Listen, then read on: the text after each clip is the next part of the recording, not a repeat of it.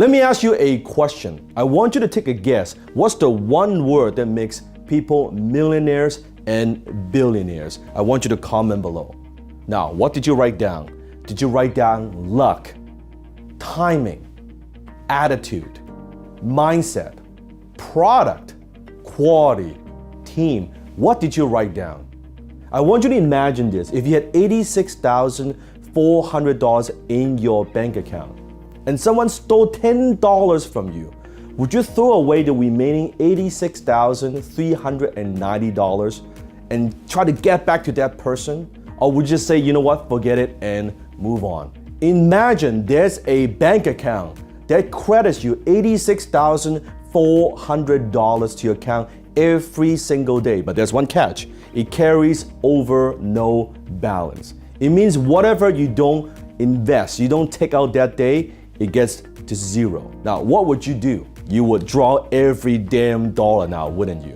Well, you and I, we do have that bank account, and that bank account is called time.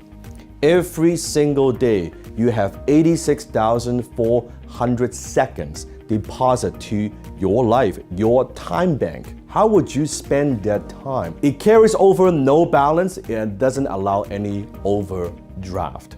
You see, you've heard of the concept of return on investment, ROI. Now, but here's a more powerful concept, and that is ROTI, and that's return on time invested. That's correct.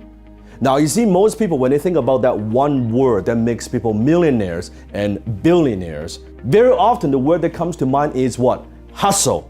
You gotta work your face off. You gotta eat shit for 10 years. And you know what? Hustle, that's part of it. That's a fucking given.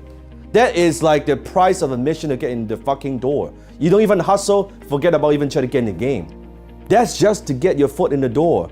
But that's not the word that makes people millionaires and billionaires. When I was getting started, I was hustling, right? I was living in a one-bedroom apartment with my mom. And when I hear these concepts, hey man, you gotta work for 10, 20, 30 years and eat shit for 10, 20 years. Here's the problem. I had bills to pay. I was the only child in my family. I had to take care of my mom. And after my mom and dad got divorced, I have to be the man that provides for my family. And I couldn't wait 10, 15, 20 years.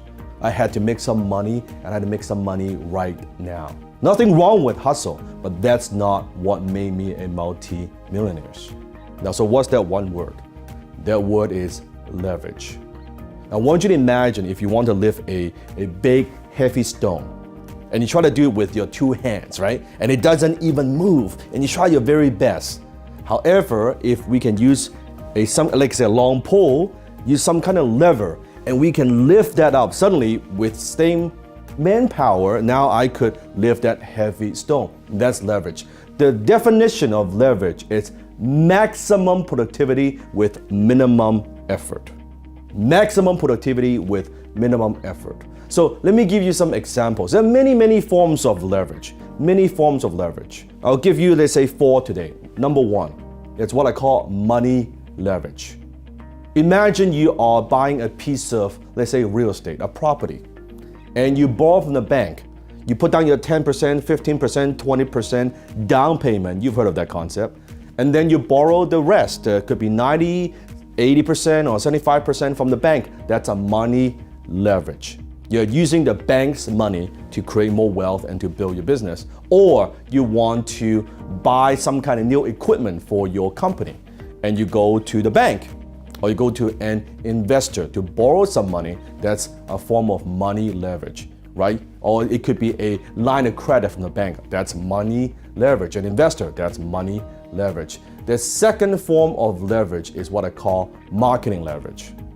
Now, what do I mean by that? Imagine if, let's say, I'm running an ad on social media, and I create that ad once, just kind of maybe like this, maybe it's like a video ad. And I run that ad, and it's seen by 10,000 people, 20,000 people, 50,000 people, 100,000 people, 24/7. So even though I am not there, quote unquote, marketing and selling, but my ad is working for me, it's being exposed, it's being viewed by tens of thousands or even millions of people. Yes, that's a form of leverage. It's called marketing leverage. And the third form of leverage is called people leverage. People leverage. So what do I mean by people leverage? By having the team, by hiring someone to do the task that may be your time, your hourly rate, that is X amount of dollars, and you can hire someone, you can outsource, you can delegate, someone whose hourly rate is a little bit lower than you, and they can handle certain tasks. Having that team member, that's people leverage. The fourth form of leverage is system leverage.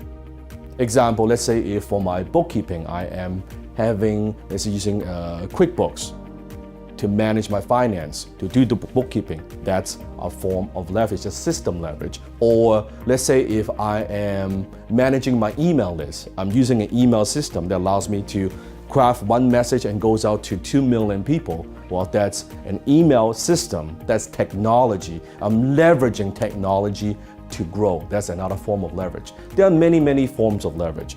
I would challenge you, I want to think about anyone who is a millionaire or billionaires.